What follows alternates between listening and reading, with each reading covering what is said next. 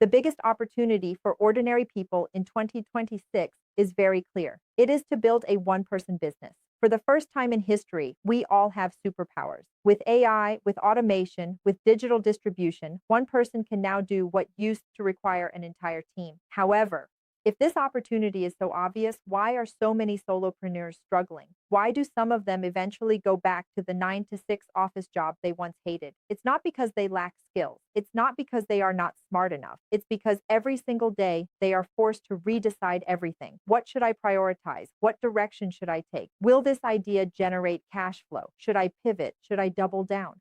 That invisible decision pressure slowly drains you. At first, you don't notice it, but over time, you start doubting yourself. You start wondering if you chose the wrong direction. You fear wasting months of effort. You fear that if this doesn't work, you'll have to go back to a job. You fear disappointing the people you love. And the hardest part? There is no backup. When you work in a company, you have defined roles, defined tasks, defined responsibility boundaries. When something goes wrong, someone else can step in. But when you are alone, you are everything. The strategist, the marketer, the content creator, the salesperson, the operator, the customer support. Every decision passes through you. Every mistake lands on you. And I experienced this deeply. There was a period in my journey where I had zero cash flow for 6 months. Not because I was lazy, not because I didn't work hard, but because my business required me to be fully functional every single day. If I slowed down, growth slowed down. If I hesitated, everything paused. If I doubted, momentum died. Then in December 2025, I had a car accident. My head was injured. For several days, I literally could not think. Not low energy, not a bit tired. I could not use my brain properly. And in that moment, one question became unavoidable. If I cannot think, can my business still run? The answer was no. And that scared me because that meant I didn't build a business. I built something that depends entirely on my daily mental capacity. And that is fragile. That is dangerous. So I stopped asking, how can I work harder? And I started asking a different question. What kind of structure would allow a business to move forward even if I only had 2 focused hours? Not grow explosively, not scale dramatically, just move forward. Because if a business can move forward with only 2 clear hours a day, then it is no longer dependent on perfect energy, and that changes everything. So I started designing not another productivity system, not another Notion template, but a structure that could support my real life. Because I don't want to build a business where I have to be working all the time just to keep it alive. I don't want my income to depend on whether I feel strong that day. I don't want my business to stop the moment I stop. So I stepped back and asked myself, what are the critical mechanisms that, if they exist, can fundamentally change how a one-person business runs? Not tactics, mechanisms. And over time, I identified 4 critical mechanisms that completely changed my everyday operations. In this video, I'm going to walk you through these 4 mechanisms. Hi, I'm Joy. My background is in strategy and operations consulting. I worked in Deloitte, in Korn Ferry, and later in business development in US. My job for years was to design systems that reduce operational risk for organizations. But I realized something ironic. I was helping corporations reduce dependency and fragility, while my own business was completely dependent on me. So I applied the same operational logic to myself, not theory, real-life stress-tested logic. What I'm going to share with you now is not motivational advice. It's structural design. Because if you want to build a one-person business in the AI era, motivation is not enough. AI gives you leverage, but without structure, leverage amplifies chaos. So let's go into the first mechanism that changed everything for me. Decision reduction, action center. The biggest hidden cost in a one-person business is not workload, it's decision fatigue. Every single day, you are making micro decisions. Should I write content or improve my landing page? Should I focus on marketing or delivery? Should I build something new or optimize what I already have? And each decision consumes cognitive energy. Most founders think they are tired because they work too much, but very often they are tired because they decide too much. So instead of organizing tasks better, I designed a mechanism that reduces what I can see, not deleting tasks, filtering them based on capacity. This is where the 3 modes came from. On high energy days, I operate in growth mode. I see expansion tasks, strategic moves, long-term improvements. On days where I only have 2 clear hours, I switch to 2-hour mode. The system automatically narrows my focus to what keeps the business moving. Cash-generating tasks, essential leverage tasks, nothing extra. And on days when life happens, when I'm sick, traveling, or emotionally low, I switch to safe mode. Only survival level tasks remain visible. Client protection, cash protection, operational protection, same business, same tasks, different visibility. The key is not working harder. The key is reducing decisions. Every morning, instead of asking, what should I do? I ask one question: what mode am I in today? And that one decision replaces dozens of small, draining ones. When you reduce daily decision pressure, you gain clarity. When you gain clarity, you move faster. And when you move faster, you stop doubting yourself as much. That was the first shift.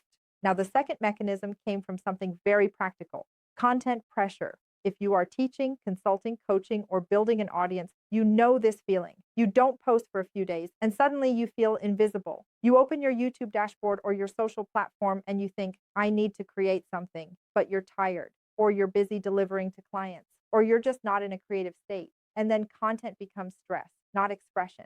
Stress, because deep down, visibility drives opportunity, but you cannot be creative on demand every single day. I used to experience this. On days when I was teaching for many hours, or when I was dealing with life matters, the last thing I wanted to do was think of a new video topic. And when I didn't post, I felt guilty. So I asked myself a very simple question: what if content doesn't have to depend on how I feel that day? What if I treat content like an asset library instead of a daily performance? That's when I built what I now call a content hub. Not complicated, very simple. A place where I store my best performing ideas, my reusable frameworks, my unfinished drafts, my low energy content formats. So on days when I don't feel inspired, I don't start from zero. I go to the library. I pick one framework, I expand one idea, or I reuse something that already worked. Instead of asking, what should I create today? I ask, what can I activate today? And that small shift removes a lot of anxiety.